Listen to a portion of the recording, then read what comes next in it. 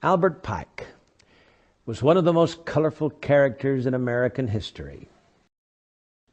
He was one of the founding fathers of the head of the ancient accepted Scottish rite of Freemasonry, being the Grand Commander of North America Freemasonry from 1859. Pike was said to be a Satanist who indulged in the occult, and he apparently possessed a bracelet which he used to summon Lucifer, with whom he had constant communication. He was the Grand Master of a Luciferian group known as the Order of the Palladium.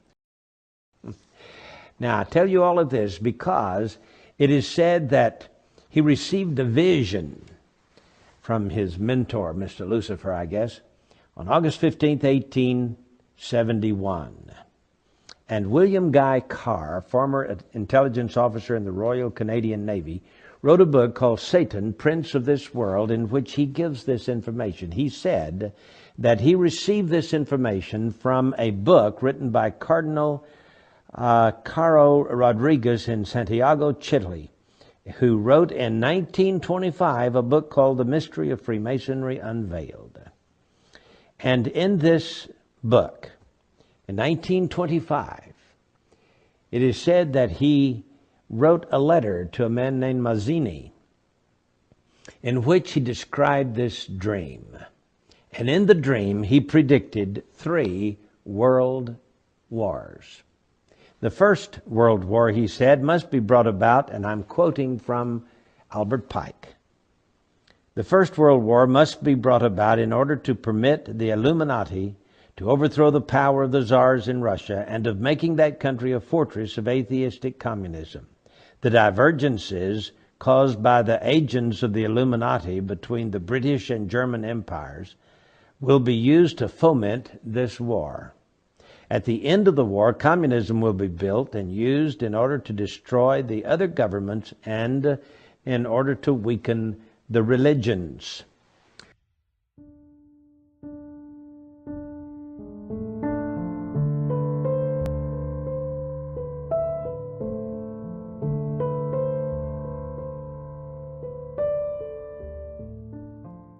Then he dreams that there must be, he is given in this visionary dream, a Second World War. Now remember, this was in 1925 that it became public in this book written by a cardinal from Santiago, Chile, Rodriguez.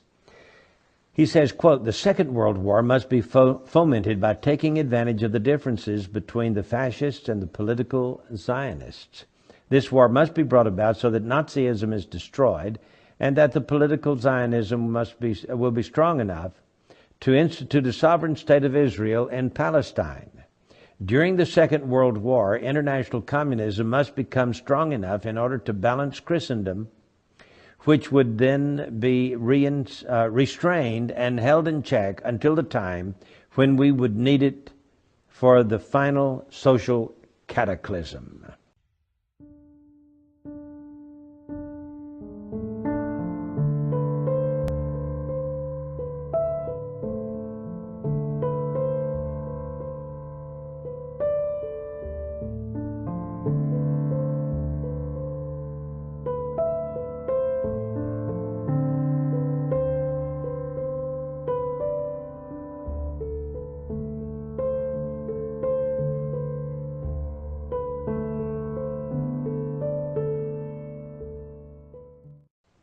Then he has this vision, in this vision, not only 1 world war and 2 world wars, but here comes the Third World War. He says, and I quote, "The Third World War must be fomented by taking advantage of the differences caused by the agents of the Illuminati between the political Zionists and the leaders of the Islamic world." Yeah, that's what he says. The war, this was 1925. Please understand that.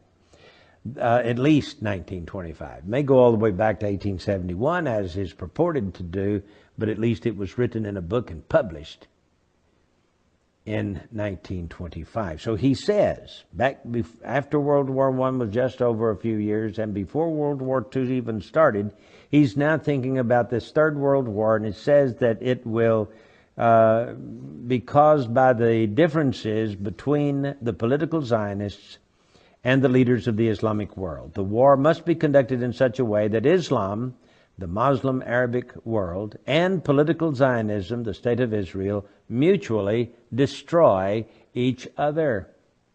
That's what it says. Meanwhile, the other nations, once more divided on this issue, will be constrained to fight to the point of complete physical, moral, spiritual, and economic exhaustion. We shall unleash the nihilists and the atheists, and we shall provoke a formidable social cataclysm in which, in all its horror, will show clearly to the nations the effect of absolute atheism, origin and savagery, and of the most bloody turmoil. So he's against Christianity and he's against atheism. They're supposed to fight each other to the death, you see. Then, he says, everywhere the citizens obliged to defend themselves against the world minority of revolutionaries will exterminate those destroyers of civilization and the multitude, disillusioned with Christianity, whose deistic spirits will from that moment be without compass or direction, anxious for an ideal, but without knowledge where to render its adoration, will receive the true light through the universal manifestation of the pure doctrine of Lucifer. That's what he says. Brought finally out in the public view. So he's saying that Lucifer will finally make himself, the good guy. He's going to save the world from these atheists who don't believe in deity and from these Christians who believe in the good God. Well, so it says, this manifestation will result in the general reactionary movement which will follow the destruction of Christianity and atheism, both conquered and exterminated at the same time.